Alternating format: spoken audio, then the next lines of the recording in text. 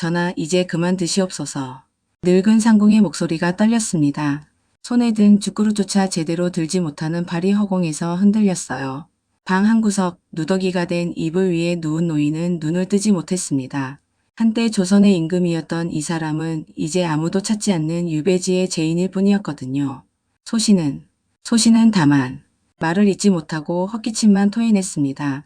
제주 대정현 민가의 좁은 방, 해풍이 스며드는 벽 틈새로 겨울바람이 파고들었어요. 1641년 7월 광해군의 마지막 순간이 다가오고 있었습니다.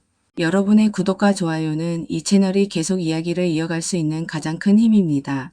다음 이야기가 궁금하시다면 살짝 눌러주세요. 인조 반정 직후 궁궐을 떠나던 그날의 혼란은 상상을 넘어섰습니다. 1623년 3월 13일 반정군이 창덕궁을 포위했을 때 광해군은 이미 모든 것을 잃은 상태였거든요. 능양군 이종이 이끄는 서인 세력은 대의명분을 내세웠어요. 임목대비 폐위, 영창대군 살해, 명나라와의 외교 마찰이 그 이유였습니다. 역적 광해를 끌어내라. 군사들의 외침이 궁궐을 뒤덮었습니다. 광해군은 도망치지 않았어요. 도망칠 곳도 도망칠 이유도 없었거든요. 그는 자신의 선택이 불러온 결과를 정확히 알고 있었습니다. 명나라와 후금 사이에서 실리 외교를 택했던 것, 임목대비를 유폐시킨 것, 이 모든 정치적 판단이 결국 자신의 몰락을 초래했다는 사실을 말이에요. 중전마마는 어디 계시옵니까? 광해군의 첫 번째 물음이었습니다. 왕비 유씨에 대한 걱정이 앞섰어요. 반정군은 냉담하게 답했습니다. 패비는 이미 별도로 처리하였소. 부부는 그렇게 갈라섰습니다. 왕비 유씨는 강화도로, 광해군은 교동도로 유배되었거든요. 15년을 함께한 부부가 서로의 얼굴조차 볼 수 없게 되는 순간이었어요. 반정 세력은 철저했습니다. 광해군의 모든 정치적 기반을 뿌리째 뽑아냈거든요. 교동도 유배 생활은 처음부터 가혹했습니다. 섬에 도착한 광해군을 맞이한 건 좁은 초가집 한 채였어요.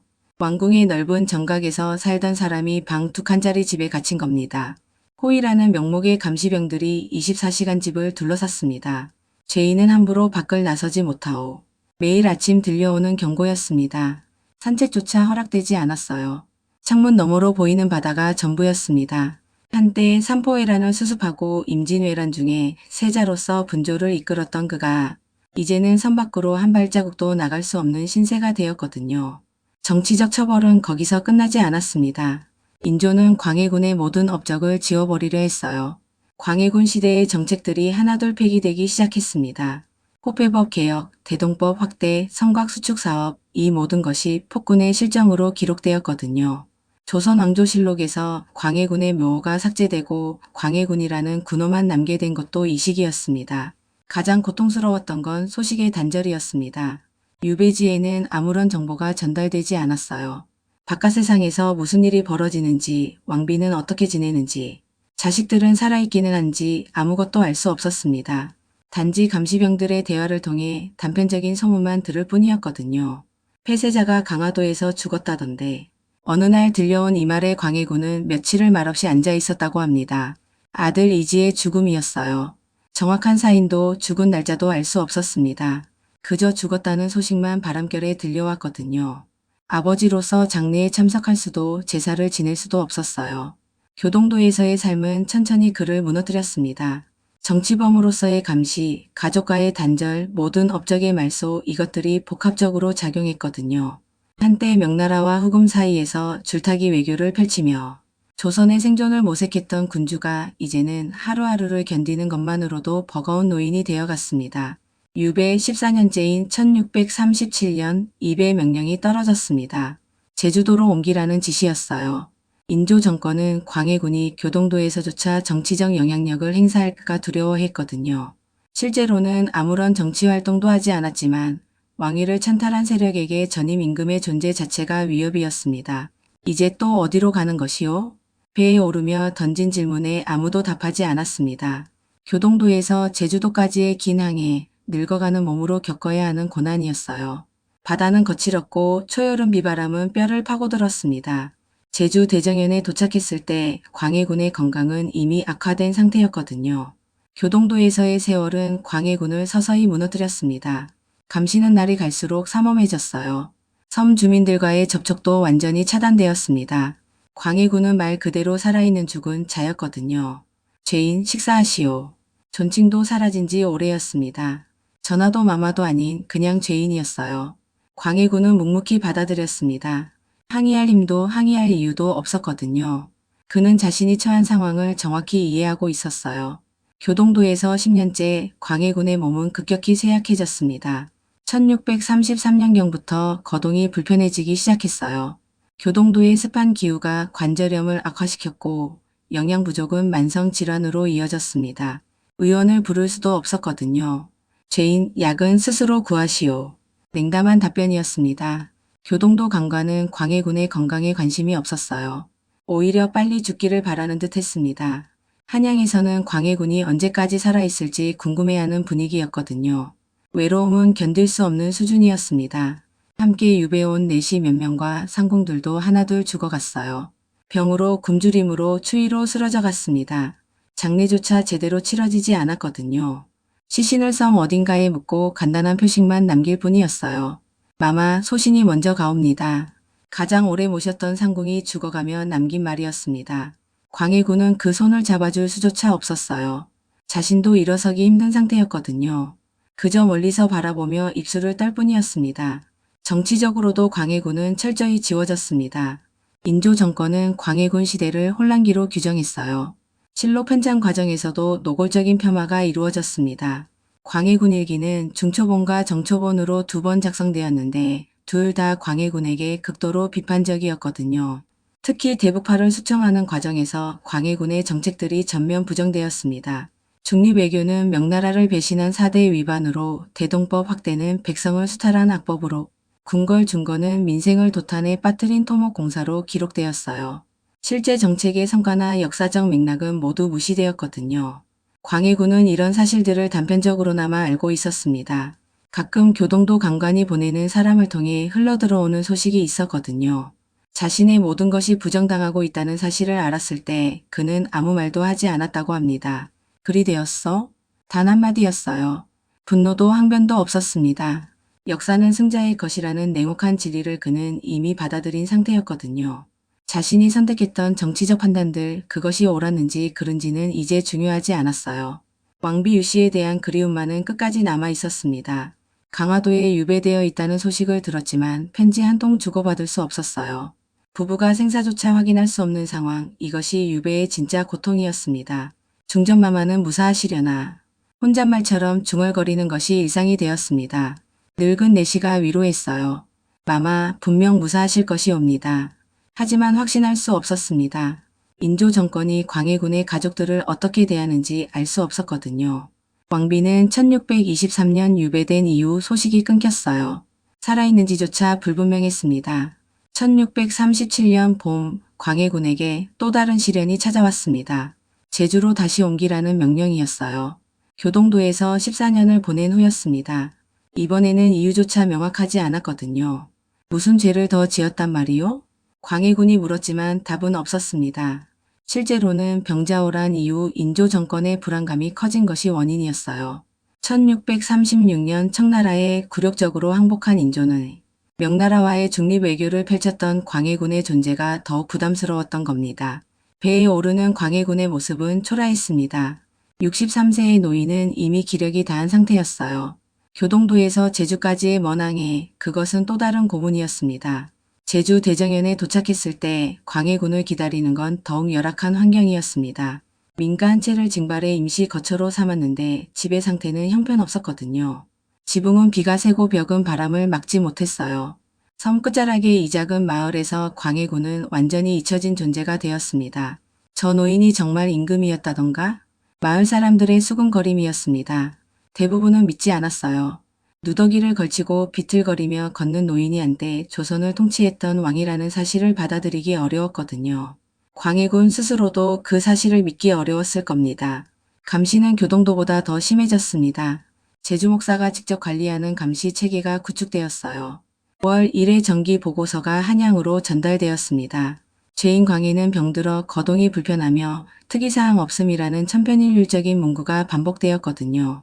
인조 정권은 광해군이 언제 죽을지만 기다리는 듯 했어요. 교동도에서의 마지막 몇 년은 더욱 가혹했습니다. 인조 정권의 냉대는 시간이 지날수록 노골화되었어요. 유배인에게 지급되어야 할 최소한의 생활비조차 제대로 전달되지 않았습니다. 교동도 간간히 중간에서 착복하는 경우도 많았거든요. 이번 달 지급분이 또 줄었어. 늙은 내시가 한숨을 쉬었습니다. 보리쌀한 가마니도 제대로 들어오지 않는 상황이었어요. 끼니를 거르는 날이 잦아졌습니다. 한때 궁궐에서 수라상을 받던 사람이 이제는 하루 한 끼도 제대로 먹지 못하는 처지가 되었거든요. 광해군은 불평하지 않았습니다. 오히려 남은 음식을 함께 유배에 온 사람들과 나누려 했어요. 내 목은 줄이고 저들에게 더 주시오. 마마 어찌 그리하시옵니까? 내 한 몸 건사하는 것이 무슨 의미가 있겠소. 나보다 어린 이들이 먼저 쓰러지는 것을 보고만 있을 수 없소. 유배지에서조차 드러난 인간성이었습니다. 정치적으로는 가혹한 결정을 내렸던 군주였지만 사람에 대한 최소한의 배려는 잃지 않았거든요. 함께 고난을 겪는 사람들에 대한 연민이 남아 있었어요. 하지만 선의만으로는 현실을 바꿀 수 없었습니다. 교동도에서 12년째인 1635년 함께 유배왔던 내시 중 한 명이 굶주림으로 죽었어요. 영양실조가 지속되면서 면역력이 떨어진 상태에서 감기가 폐렴으로 악화된 겁니다. 치료는 없었습니다. 죄인들끼리 알아서 처리하시오. 교동도 간간에 차갑고 무심한 명령이었습니다. 장례 비용도 묘지도 제공되지 않았어요. 광해군과 남은 사람들이 직접 시신을 묻어야 했습니다. 늙고 병든 몸으로 땅을 파는 일은 고역 중의 고역이었거든요. 미안하오 미안하오. 흙을 올리며 광해군이 중얼거렸습니다. 자신 때문에 이곳까지 따라와 죽게 된 사람들에 대한 죄책감이었어요. 왕으로서의 책임, 그것은 폐위된 후에도 그를 따라다녔습니다. 정치 상황은 광해군에게 더욱 불리하게 돌아갔습니다. 1636년 병자호란이 발생했을 때 인조 정권은 광해군의 친후금 정책을 더욱 강하게 비난했어요. 광해의 잘못된 외교가 오늘의 화를 불렀다는 논리였습니다. 하지만 역설적이게도 병자호란의 결과는 광해군의 중립 외교가 옳았음을 증명했습니다. 인조는 삼전도에서 청태종에게 굴욕적인 항복을 해야 했거든요. 광해군이 피하려 했던 최악의 상황이 결국 벌어진 겁니다. 교동도 유배지에서 이 소식을 들었을 때 광해군의 심경은 복잡했을 거예요. 자신의 정책이 옳았다는 것이 증명되었지만 그것으로 무엇이 달라지겠습니까? 이미 폐위된 지 13년 다시는 돌아갈 수 없는 과거일 뿐이었습니다. 역시 그리 되었구려. 탄식 같은 중얼거림이었습니다. 명나라와 후금 사이에서 실리를 택하려 했던 자신의 선택, 그것이 결국 옳은 판단이었다는 걸 역사가 증명했지만 정작 본인은 유배지에서 서서히 죽어가고 있었어요. 그리고 1637년 봄, 제주 입의 명령이 떨어졌습니다. 병자호란의 굴욕을 겪은 인조 정권은 광해군의 존재 자체를 더욱 부담스러워했거든요. 중립 외교가 옳았다는 사실이 드러난 만큼 광해군을 더 멀리 보내야 했던 겁니다. 제주 대정연은 교동도보다 훨씬 더 멀고 고립된 곳이었습니다. 조선 땅 끝자락 그곳에서 광해군은 생애 마지막 4년을 보내게 됩니다. 제주에서의 일상은 극도로 단조롭고 고립되어 있었습니다. 외부와의 소통이 차단되고 최소한의 생필품조차 제대로 공급되지 않았어요. 병들고 굶주리는 것이 일상이었습니다. 죄인 식사하시오. 존칭 없는 호칭은 제주에서도 계속되었습니다. 보리밥 한 그릇이 하루 식사의 전부였어요. 반찬이라고 해봐야 소금에 절인 나물 몇 점이었습니다. 무엇보다 괴로웠던 것은 역사적 평가에 대한 불안이었을 겁니다. 자신이 펼쳤던 정책들이 모두 부정당하고 폭군으로 기록되고 있다는 사실을 알았어요. 항변할 수도 해명할 수도 없었습니다. 제주로 온 지 1년이 지난 1638년경부터 광해군의 기억력이 눈에 띄게 나빠졌습니다. 방금 했던 말을 잊어버리고 다시 물어보는 일이 잦아졌어요. 치매 초기 증상이었습니다. 영양 부족과 고립된 환경, 지속적인 스트레스가 뇌 기능을 악화시켰거든요. 중전마마는 어디 계시다 했어? 하루에도 몇 번씩 반복되는 질문이었습니다. 상궁은 참을성 있게 답했어요. 강화도에 계시옵니다, 마마. 아, 그렇지. 강화도. 잠시 후면 또 같은 질문을 했습니다. 기억이 흐릿해지고 현실감이 사라져갔어요. 어쩌면 그것이 자비였을지도 모릅니다. 고통스러운 현실을 잊을 수 있으니까요. 밤이 되면 악몽에 시달렸습니다. 영창대군의 죽음, 임목대비의 유패, 반정군의 습격, 이런 장면들이 반복해서 꿈에 나타났어요. 식은땀을 흘리며 깨어나는 일이 잦았습니다. 소신이 잘못하였소. 용서하시오. 잠꼬대로 흘러나오는 말이었습니다. 깨어 있을 때는 감정을 드러내지 않았지만 잠든 사이 무의식이 죄책감을 토해냈거든요. 영창대군을 죽인 것, 그것은 끝까지 광해군을 괴롭혔습니다. 1640년에 접어들면서 광해군의 건강은 급격히 악화되었습니다. 70대 중반의 나이에 제주의 습한 기후와 열악한 생활 환경은 치명적이었어요. 기침이 멈추지 않았고 가래에서 피가 섞여 나오기 시작했습니다. 마마, 약을 구해야 하옵니다. 상궁이 제주 목사에게 간청했지만 거절당했어요. 죄인에게 약을 쓸 예산은 없소서. 냉담한 답변이었습니다. 제주 목사는 광해군의 생사에 아무런 관심이 없었어요. 오히려 보고서에 죄인의 건강이 악화되어 조만간 자연사할 것으로 보임이라고 적어 한양에 보고했습니다.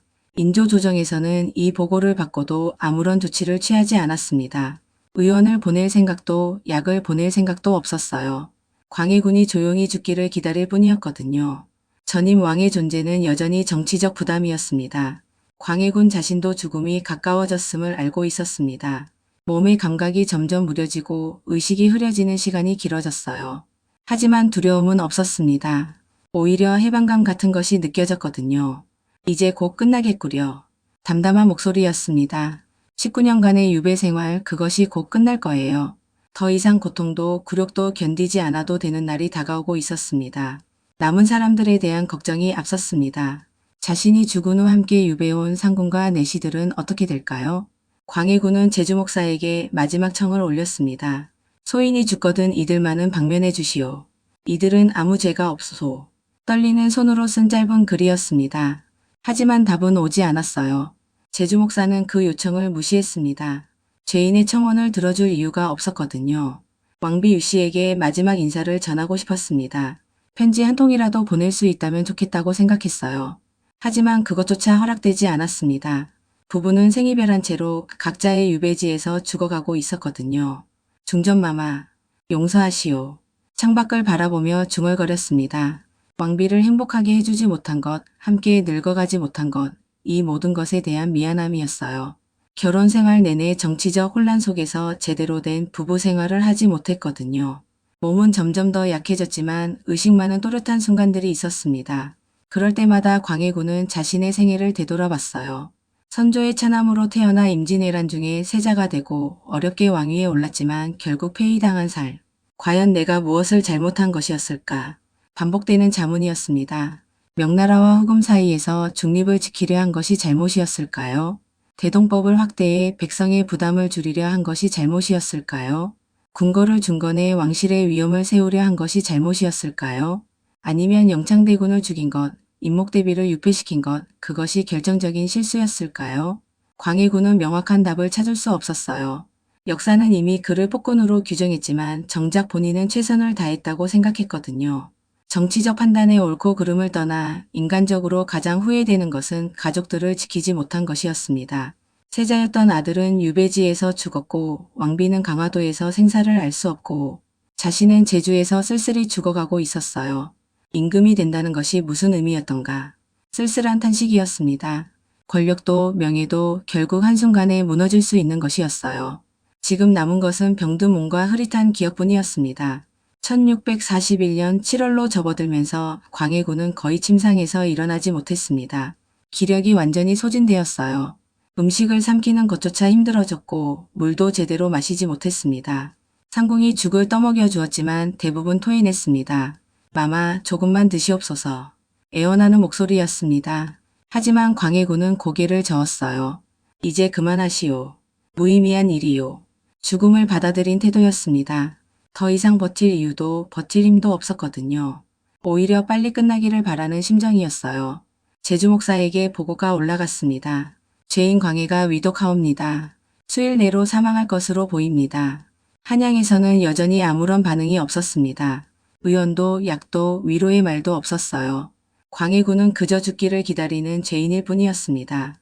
의식이 오락가락하는 상태에서도 광해군은 가끔 헛소리를 했습니다.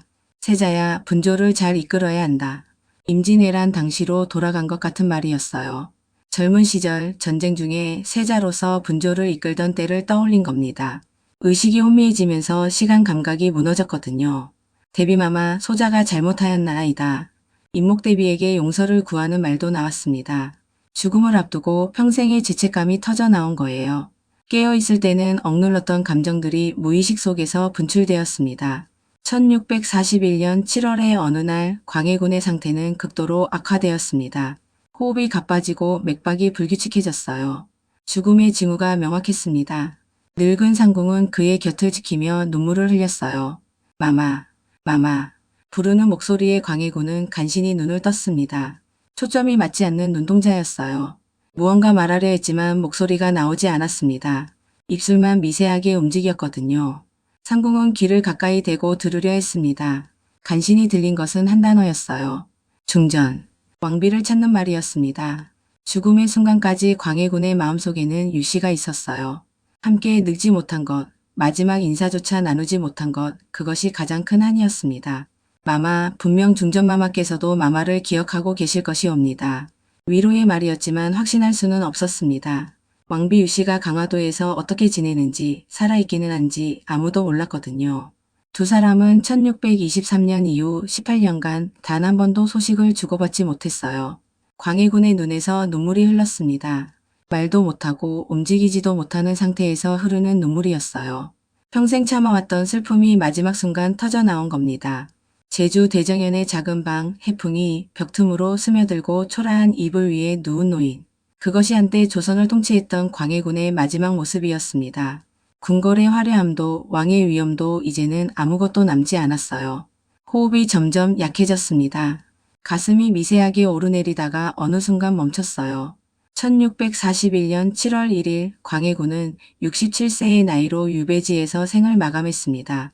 상궁이 손으로 광해군의 눈을 감겨주었습니다. 마마, 이제 편히 쉬옵소서. 흐느끼는 목소리였습니다. 평생을 모신 임금의 죽음, 그것도 이렇게 초라하고 쓸쓸한 죽음 앞에서 상궁은 오열했어요. 함께 남은 내시 한 명도 무릎을 꿇고 절을 올렸습니다.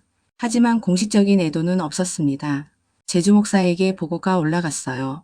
죄인 광해가 병사하였습니다. 그것이 전부였습니다. 승하도 서거도 아닌 그냥 병사였어요. 한양의 인조조정은 이 소식을 받고도 특별한 반응을 보이지 않았습니다. 예우도 추도도 없었거든요. 장례는 더욱 초라했습니다. 관도 제대로 된 것이 아니었어요. 섬에서 구할 수 있는 나무로 급조한 간단한 관이었습니다. 수의도 없었어요. 유배지에서 입고 있던 누더기 옷 그대로 관에 넣었거든요. 묘지는 제주 대정연 인근의 야산이었습니다. 정확한 위치조차 기록되지 않았어요. 표석도 없었습니다. 그저 흙을 덮고 간단한 봉분을 만들었을 뿐이었어요. 이것이 임금의 무덤이란 말이요. 남은 내시가 중얼거렸습니다. 조선 왕조 역대 왕들의 능은 화려하고 장엄했어요. 하지만 광해군의 무덤은 이름 없는 서민의 무덤보다 못했습니다. 제사도 제대로 지낼 수 없었습니다. 제수 비용이 없었거든요. 상궁과 내시가 직접 들판에서 풀을 뜯어 간단한 제물을 차렸어요. 술 한 잔, 물 한 그릇이 전부였습니다. 전하, 부디 저승에서는 평안하옵소서. 절을 올리며 상궁이 기도했습니다. 이승에서 겪은 고통이 저승에서는 없기를 바라는 마음이었어요. 광해군의 영혼이 평안하기를 간절히 원했습니다. 한양에서는 광해군의 죽음이 공식 기록으로 남겨졌습니다. 조선왕조실록 인조 19년 7월 1일자에 간단하게 기록되었어요. 광해가 제주에서 죽었다. 단 한 줄이었습니다. 제위 15년 동안 수많은 정책을 펼쳤던 군주의 죽음이 이렇게 간단하게 처리되었어요. 묘호도 시호도 없었습니다. 그저 광해라는 군호만 남았거든요. 인조는 광해군의 죽음에 대해 어떤 공식 논평도 하지 않았습니다. 조정 대신들 사이에서도 특별한 반응이 없었어요.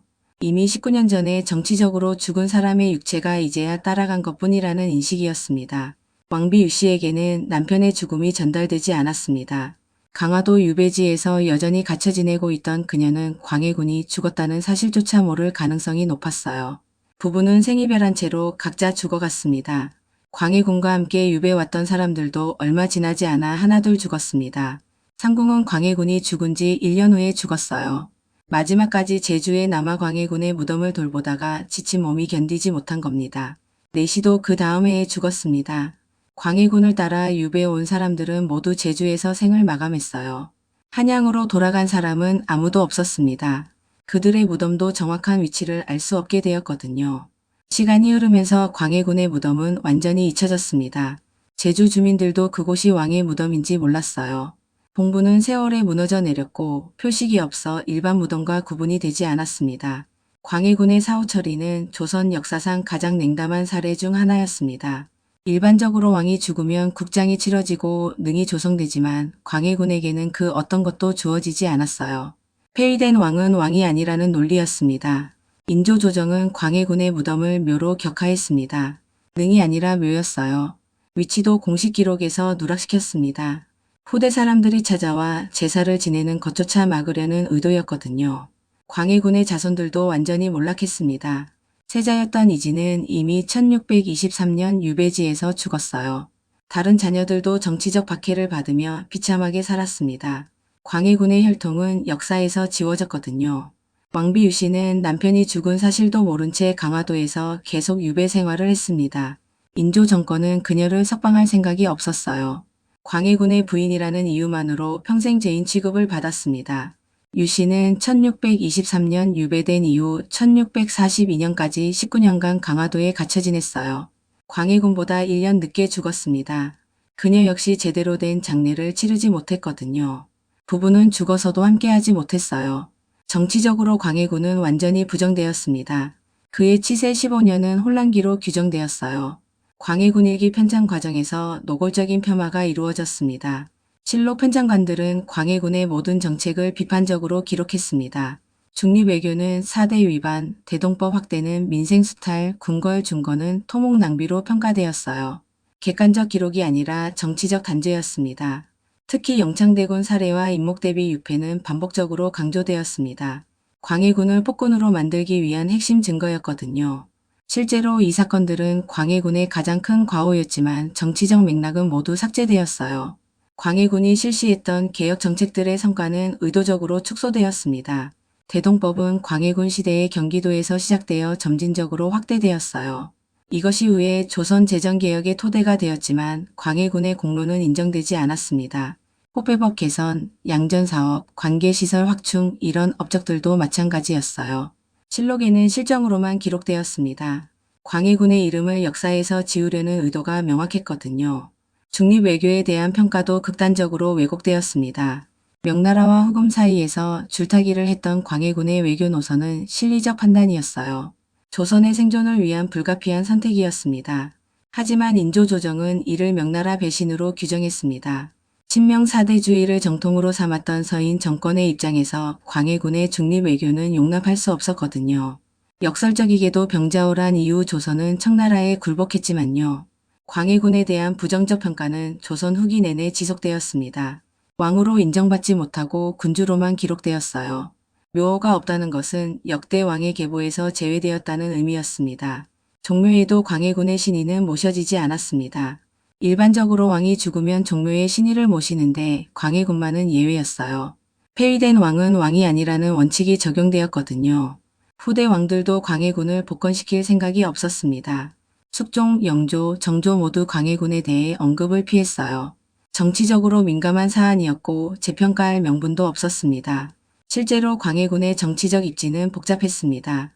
임진왜란 중 분조를 이끌며 전쟁 수습에 기여했고 전후 복구 사업을 주도했어요.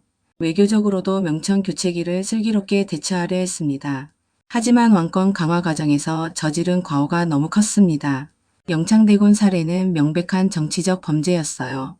어린 이복동생을 죽인 것은 어떤 명분으로도 정당화될 수 없었거든요. 임목대비 유패도 마찬가지였습니다. 계모를 서궁에 가두고 폐비로 만든 것은 유교윤리의 정면으로 위배되었어요. 이 사건들이 광해군 전체 치세를 부정하는 결정적 근거가 되었습니다. 광해군 본인도 이 사실을 알고 있었을 겁니다. 유배지에서 죽어가면서 가장 괴로웠던 것은 바로 이 죄책감이었을 거예요. 정치적 선택의 대가로 자신의 모든 것을 잃었지만 그 선택이 옳았는지조차 확신할 수 없었습니다. 역사는 승자의 기록이라는 냉혹한 진리가 광해군의 삶에서 그대로 드러났습니다. 인조반정 세력이 승리했고 그들은 역사를 자신들에게 유리하게 썼어요. 광해군의 목소리는 완전히 지워졌습니다. 광해군이 죽은 후에도 그의 무덤은 방치되었습니다. 제주 대정연의 야산에 있는 봉부는 누구도 돌보지 않았어요. 풀이 무성하게 자라고 빗물에 흙이 씻겨 내려갔습니다. 몇 년 지나지 않아 일반 무덤과 구분이 되지 않을 정도로 황폐해졌거든요. 제주 주민들도 그 무덤이 누구의 것인지 점차 잊어갔습니다. 옛날에 한양에서 귀양 온 양반이 묻혀 있다더라는 막연한 전설만 남았어요. 왕의 무덤이라는 사실은 전해지지 않았습니다. 18세기 들어 일부 학자들이 광해군에 대한 재평가를 시도했습니다. 실학자들은 광해군의 대동법 확대와 실리외교를 긍정적으로 보기 시작했어요. 하지만 공개적으로 말할 수는 없었습니다. 이익 정약용 같은 실학자들은 저서에서 광해군의 정책을 은근히 옹호했습니다. 명나라가 망하고 청나라가 일어나는 상황에서 중립은 불가피했다는 논리였어요. 하지만 이런 주장도 사적 기록에 머물렀을 뿐입니다. 정조 시대에 잠깐 광해군 재평가 논의가 있었습니다. 정조는 탕평책을 펴면서 과거 정치적 사건들을 재검토했거든요. 광해군 문제도 거론되었지만 결국 복권은 이루어지지 않았어요. 광해의 정책 중 일부는 시의적절했으나 영창대군 사례와 임목대비 유패는 용서할 수 없다. 정조의 판단이었습니다. 부분적 인정은 있었지만 전면적 복권은 없었어요. 광해군은 여전히 폐위된 군주로 남았습니다. 19세기에도 상황은 크게 바뀌지 않았습니다. 세도 정치기를 거치며 광해군은 잊혀진 존재가 되었어요. 왕실 족보에서도 역대 임금 서열에서도 제외되었습니다. 대한제국 시기에 고종이 역대 왕들의 묘역을 정비할 때도 광해군의 무덤은 포함되지 않았습니다. 제주에 묻혀 있다는 사실조차 공식적으로 확인되지 않았어요. 무덤의 정확한 위치를 아는 사람이 없었거든요. 일제강점기 들어 일부 역사학자들이 광해군을 재조명했습니다. 식민사학자들은 광해군을 실리적 군주로 평가하기 시작했어요. 하지만 이는 순수한 학문적 관심이라기보다 조선 왕실을 폄하하려는 의도가 있었습니다. 광복 후에도 광해군에 대한 평가는 엇갈렸습니다. 보수 역사학계는 여전히 부정적 시각을 유지했어요. 폭군이자 폐위된 군주라는 전통적 평가를 이어갔습니다. 반면 진보적 역사학자들은 광해군을 재평가하기 시작했습니다. 중립외교의 의미, 대동법의 가치, 전후 복구 사업의 성과 등을 긍정적으로 보았어요. 시대를 앞서간 군주라는 평가가 나오기 시작했거든요. 1970년대 이후 광해군에 대한 학술 연구가 본격화되었습니다. 조선 왕조실록을 재분석하고 당대 사료들을 검토하면서 새로운 사실들이 밝혀졌어요. 광해군의 정치가 단순히 폭정만은 아니었다는 증거들이 나왔습니다. 특히 외교사 연구자들은 광해군의 중립외교를 높이 평가했습니다. 명청교책이라는 격변의 시대에 조선이 생존할 수 있었던 것은 광해군의 신중한 외교 덕분이었다는 분석이었어요. 대동법 연구에서도 광해군의 역할이 재조명되었습니다. 경기도에서 시행된 대동법 이후에 전국으로 확대되는 기반을 마련했다는 점이 인정받았거든요. 재정개혁가로서의 면모가 부각되었습니다. 1990년대 들어 광해군의 무덤 찾기 시도가 있었습니다. 역사학자들과 문화재 전문가들이 제주 대정연 일대를 조사했어요. 하지만 정확한 위치를 찾는 데는 실패했습니다. 조선 왕조실록의 위치가 명확히 기록되지 않았고 지역 전승도 끊겼습니다. 조사단의 결론이었습니다. 광해군의 무덤은 결국 찾지 못했어요. 어디엔가 존재하지만 정확한 위치는 영원히 알 수 없게 된 겁니다. 21세기 들어 대중문화에서 광해군이 재조명되기 시작했습니다. 영화, 드라마, 소설 등에서 광해군을 복잡한 인간으로 그려내기 시작했어요. 단순한 폭군이 아니라 시대의 희생양으로 보는 시각이 생겼습니다. 역사학계에서도 점차 균형 잡힌 평가가 나오고 있습니다. 광해군은 정치적 과오를 저질렀지만 동시에 시대적 한계 속에서 최선을 다한 군주였다는 중도적 평가예요. 하지만 여전히 논란은 계속되고 있습니다. 영창대군 사례를 어떻게 평가할 것인가, 임목대비 유패는 정당화될 수 있는가, 이런 근본적 질문에 대한 답은 쉽지 않거든요. 광해군 본인이라면 어떻게 생각할까요? 유배지에서 죽어가며 그가 원했던 것은 명예회복이 아니었을 겁니다.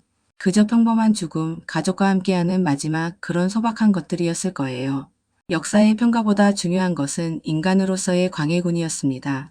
권력을 잃고 가족과 헤어지고 모든 것을 빼앗긴 채 19년간 유배지에서 고통받았던 한 인간의 삶, 그것이 광해군의 진짜 이야기입니다. 광해군의 생애는 조선 역사의 모순을 압축적으로 보여줍니다. 임진왜란 중 세자로서 분조를 이끌며 국난 극복에 기여했고 전후 복구 사업을 성공적으로 추진했어요. 외교적으로는 명청교체기를 실리적으로 대처하려 했습니다. 하지만 왕권 강화 과정에서 저지른 정치적 범죄가 모든 것을 무너뜨렸습니다.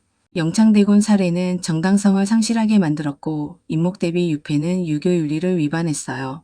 이 두 사건이 광해군의 운명을 결정지었습니다. 인조반정은 단순한 권력 교체가 아니었습니다. 서인 세력의 정치적 승리였고 동시에 광해군에 대한 역사적 단죄였어요. 반정 세력은 광해군의 모든 것을 부정함으로써 자신들의 정당성을 확보하려 했습니다. 광해군의 19년 유배 생활은 조선시대 정치 보복의 극단을 보여줍니다. 왕위를 빼앗는 것만으로는 부족했어요. 완전히 지워버리고 역사에서 말소시키고 비참하게 죽게 만들어야 했습니다. 교동도와 제주도를 전전하며 광해군이 겪었던 고통은 상상을 초월합니다. 정치적 격리, 가족과의 강제 이별, 모든 인간적 대우의 박탈, 이것들이 19년간 지속되었어요. 육체적 고통보다 정신적 고통이 더 컸을 겁니다. 가장 비극적인 것은 가족의 해체였습니다. 왕비 유씨와는 1623년 이후 단 한 번도 만나지 못했어요. 세자 이지는 유배지에서 죽었고 다른 자녀들도 정치적 박해를 받았습니다. 광해군은 가장으로서 아무것도 할 수 없었거든요. 유배지에서의 일상은 극도로 단조롭고 고립되어 있었습니다. 외부와의 소통이 차단되고 최소한의 생필품조차 제대로 공급되지 않았어요. 병들고 굶주리는 것이 일상이었습니다. 무엇보다 괴로웠던 것은 역사적 평가에 대한 불안이었을 겁니다. 자신이 펼쳤던 정책들이 모두 부정당하고 폭군으로 기록되고 있다는 사실을 알았어요. 항변할 수도 해명할 수도 없었습니다. 1641년 7월 제주 대정연에 초라한 민가에서 광해군은 쓸쓸히 죽었습니다. 아무런 예우도 없었고 제대로 된 장례도 치러지지 않았어요. 왕의 죽음이 아니라 죄인의 죽음이었습니다. 죽는 순간까지 광해군의 마음속에는 왕비 유씨가 있었습니다. 중전이라는 한마디가 마지막 말이었어요. 함께 늙지 못한 것, 마지막 인사조차 나누지 못한 것이 가장 큰 한이었습니다. 광해군의 무덤은 지금까지도 정확한 위치를 알 수 없습니다. 제주 어딘가에 있지만 표식이 없어 찾을 수 없어요. 이것이 조선 역사가 광해군에게 내린 최후의 형벌이었습니다. 죽어서조차 왕으로 인정받지 못한 겁니다. 역사적 평가는 시대에 따라 변화해 왔습니다. 조선 후기에는 완전히 부정되었고 일제강점기에는 식민사학의 도구로 이용되었어요. 광복 후에는 점차 재평가가 이루어지기 시작했습니다. 현대 역사학은 광해군을 복잡한 시대의 복잡한 인물로 봅니다. 정치적 과오는 분명했지만 동시에 시대적 제약 속에서 나름의 합리적 선택을 했던 군주였어요.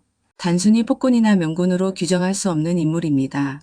광해군의 중립외교는 후대에 재조명되고 있습니다. 명청교책이라는 격변의 시대의 조선이 생존할 수 있었던 것은 광해군의 신중한 외교 덕분이었다는 평가예요. 병자호란의 굴욕을 생각하면 더욱 그렇습니다. 대동법 확대도 중요한 업적으로 인정받고 있습니다. 경기도에서 시작된 이 제도가 후에 전국으로 확산되는 기반이 되었거든요. 조선 후기 재정개혁의 출발점이었습니다. 하지만 영창대군 사례와 임목대비 유폐는 어떤 맥락에서도 정당화되기 어렵습니다. 정치적 필요성이 있었다 해도 어린 동생을 죽이고 계모를 유폐시킨 것은 명백한 과오였어요. 이것이 광해군 평가의 핵심적 한계입니다. 광해군 본인이라면 자신의 삶을 어떻게 평가했을까요? 유배지에서 죽어가며 후회했을까요? 아니면 최선을 다했다고 생각했을까요? 우리는 알 수 없습니다. 그가 남긴 기록이 없기 때문입니다. 다만 확실한 것은 광해군이 인간적으로 큰 고통을 겪었다는 사실입니다. 왕에서 죄인으로 전락하고 가족과 헤어지고 모든 것을 잃고 19년간 유배지에서 방치되다가 비참하게 죽었어요. 역사적 평가를 떠나 한 인간의 비극이었습니다. 광해군의 눈물은 단순히 개인의 슬픔이 아니었습니다. 권력의 무상함, 역사의 냉혹함, 인간 조건의 취약함을 보여주는 눈물이었어요. 한때 조선을 통치했던 군주가 유배지에서 흘린 마지막 눈물, 그것은 우리 역사의 비극적 단면입니다. 오늘날 우리가 광해군을 기억해야 하는 이유는 그의 정책이 옳았는지 그른지를 판단하기 위해서가 아닙니다. 권력과 인간, 역사와 평가, 선택과 책임에 대해 성찰하기 위해서예요. 광해군의 삶은 이 모든 것에 대한 깊은 질문을 던집니다. 제주 어딘가에 잊혀진 채 남아있을 광해군의 무덤, 그곳에는 한 시대의 비극이 묻혀 있습니다. 왕이었지만 왕으로 죽지 못했고, 업적을 남겼지만 인정받지 못했고, 최선을 다했지만 역사의 단죄를 받았던 한 인간의 이야기, 그것이 광해군입니다. 19년 유배 끝에 쓸쓸히 떠난 광해군의 이야기 어떠셨나요? 구독과 좋아요는 더 많은 역사 이야기를 전하는 큰 힘이 됩니다.